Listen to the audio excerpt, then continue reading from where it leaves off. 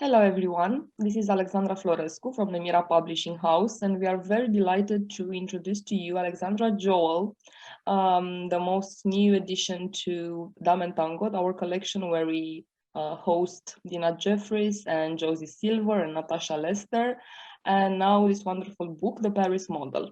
Hello, Alexandra. Thank you for being here. Hello. We have something in common because we are both Alexandras, and may I just say, it is a great pleasure to be able to speak to Romanian readers. Thank you so much. It's a delight to read, and we're really excited for all the readers to get to discover the story behind the book. But since this is your debut novel for us and the first time you've been translated to Romanian, can you please tell us a few things about yourself that you would like the Romanian readers to know when going into the book? Well, I could say that this is actually my third career as an author. My first career was spent in the media, and it culminated with me being the editor of the fashion magazine Harper's Bazaar. My second career was a big diversion. I went back to university and I studied to become a psychotherapist, which everybody thought was very, very strange. But as I said, it's very much like being a journalist because you are in a room asking people questions. And of course, my third career is now being an author. And I would have to say I am incredibly fortunate because my life has been filled with stories. I feel as if I have a butterfly net and I'm a story catcher. I've had so many stories in my life as a journalist. And of course, I have had the privilege of walking in my clients' footsteps as a therapist. So I suppose in that regard, this was a natural outcome. So you've worked with stories and with words, but fiction is a very different animal from non-fiction or journalism, of course. So how was it? That is true. How was it to go to fiction? How did you make that step? Well, it's a very interesting question because I wrote a non-fiction book before the Paris Model, but it had fictional passages. And it was about my scandalous great-grandmother called Rosetta, who ran away with the half-Chinese fortune teller called Zeno the Magnificent. And she and Zeno invented their lives, and they went off to London and Paris, and they became the toast of the town. But it was a completely invented life. And she never saw the husband or the small child she left again. And that child was my grandmother.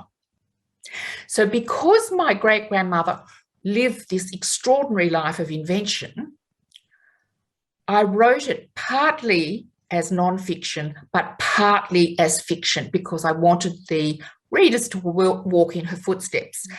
After this book came out, it had a tremendous response. It hit a chord with people because I had let out a family skeleton.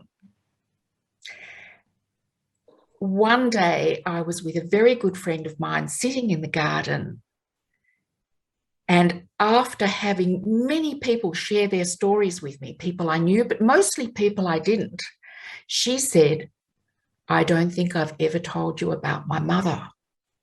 And her mother was Grace Woods of the Paris Model. So I'd had a bridging, and I thought, you know, if my great-grandmother Rosetta could make up her life, and I have many letters to her written by Princess Charlotte, Queen Victoria's granddaughter, this current Princess Charlotte is named after her. I have letters from dukes and duchesses and all kinds of people. And remember, this woman was the granddaughter of a convict sent to Australia in irons.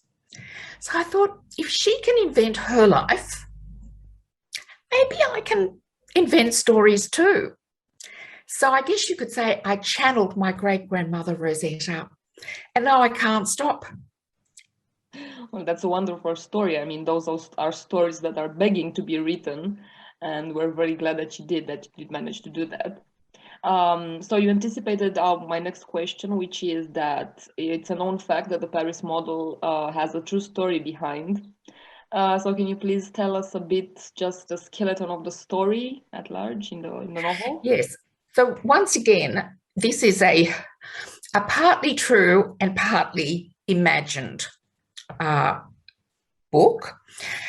As I mentioned, I was sitting in this garden having a cup of tea with a friend I had known for a long time, and she said to me, "I don't think I've ever told you about my mother." I have spoken to other authors about this, and it is that moment, it's what the French call a coup de foudre.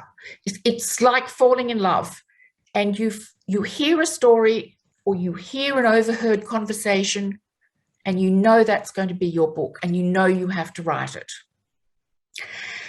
So Grace Woods is a real person. She really did grow up in a magnificent, we call them properties or stations, you would say a huge thousands of acres farm with sheep and wheat in the middle of Australia. Very wealthy family.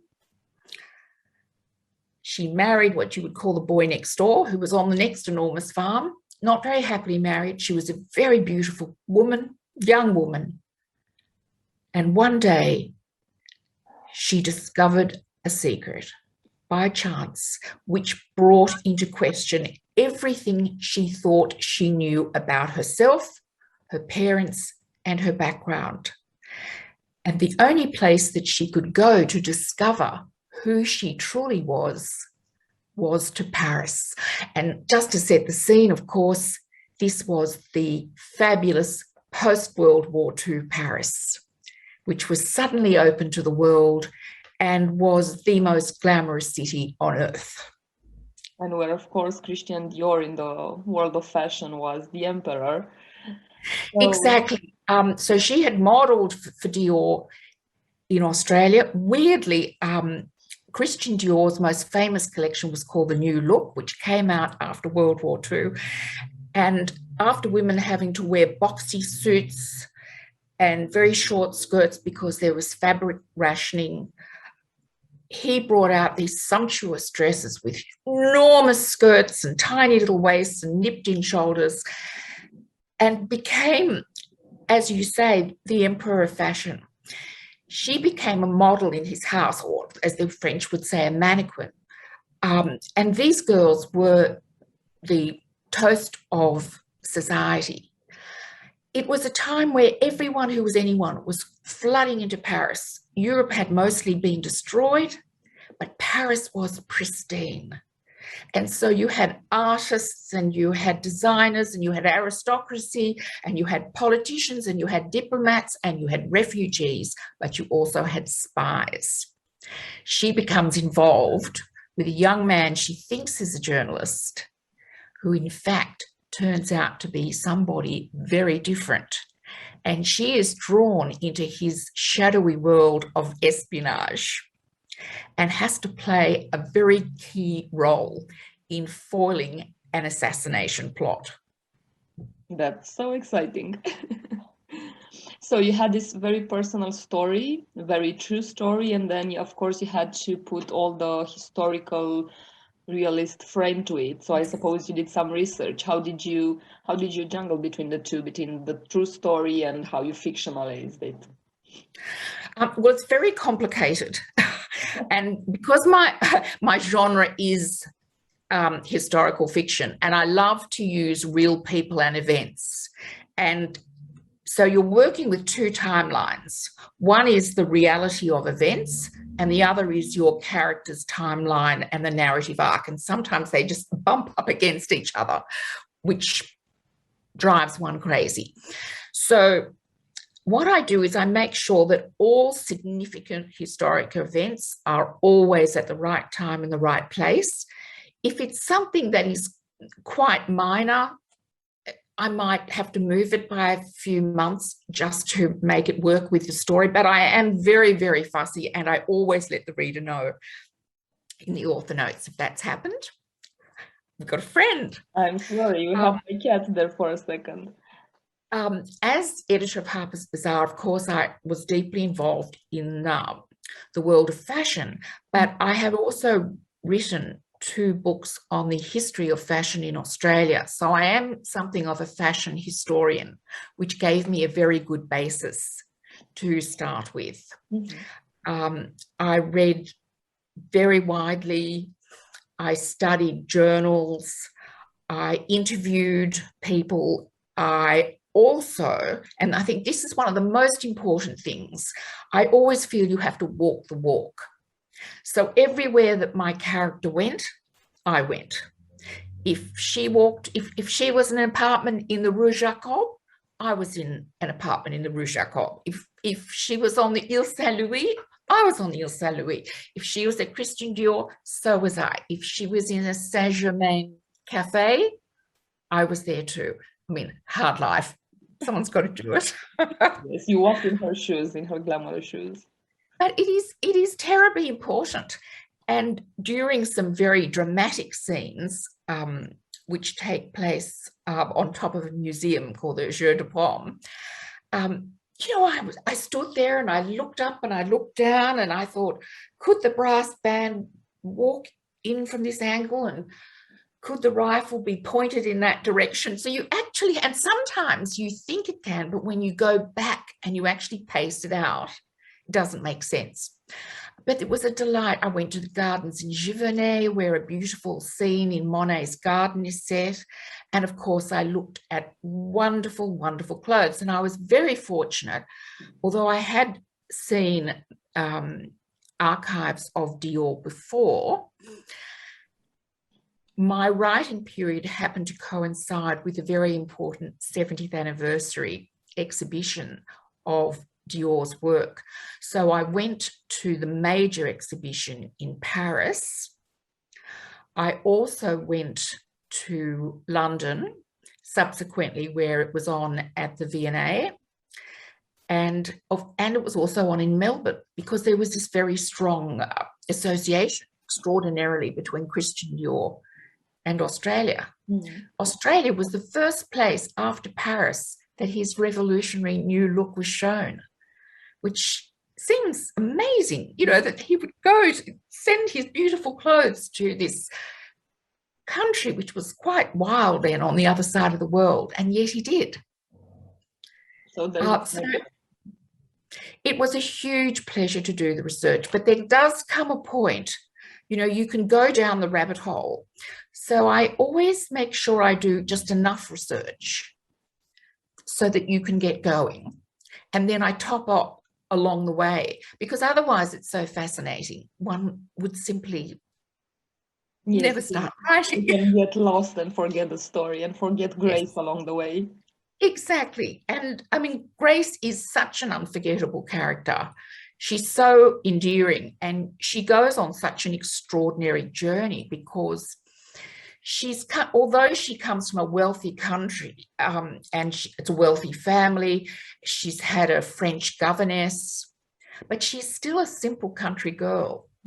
And Australia is a very simple place, because it has never known division and war. It has never been invaded.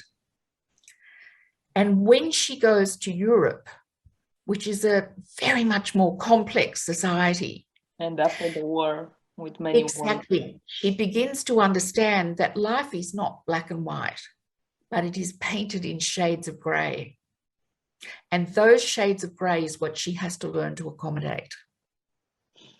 That's wonderful. And I wanted to also end on the note of, actually, with the beginning of your book, which is a beautiful quote from Simone de Beauvoir, that you are not born a woman, you become a woman. And on that note, because it's clearly about femininity in a very troubled, still a very troubled world, what are the readers to get from reading the book about fashion, about Grace, about being a woman at that time? I think that what they can see is the enormous constraints under which women operated. I did not realise until I researched this book that, I don't know what it was like in Romania, but in Australia, a woman could not get a passport to travel without her husband's permission until 1983, which seems incredible. That it's true. Oh my God. But generally speaking, you know, women were confined to a very small number of roles, and also they were supposed to conduct themselves in a particular way. And yet Grace was able to rise above that stereotype, and she was able to break out of those barriers and play a very dramatic and important role in foiling an assassination plot, which could have changed the course of history. And along the way, she discovered who her parents truly were. And even talking about it now, I get goosebumps. The story of who her parents truly were is so incredible that when my publisher first read the manuscript, she said, I love this book, but this is so improbable. I'm not sure if readers will actually believe it. And I said, that just shows you that fact is so much stranger than fiction, because it is absolutely true. And I really think readers will find it amazing because, as you know, there's something in it which is such an incredible coincidence that it defies the imagination. And yet that was the story of Grace Woods. Yes, because life is larger than fiction, always. Exactly, exactly. Alexandra Joel, thank you so much. Please tell us if our readers can follow your adventures anywhere on the internet. Yes, I'm on Alexandra Joel author, both on Instagram and on Facebook. So we encourage you, after reading the book, to please send feedback to the author. She's in Australia, so it's like a bottle thrown half a world away. Exactly. I love it. As I said to you before we started the interview, sending out my books in the world is like sending out messages in a bottle. And when you get a message back, it is so heartwarming. It inspires me to keep writing.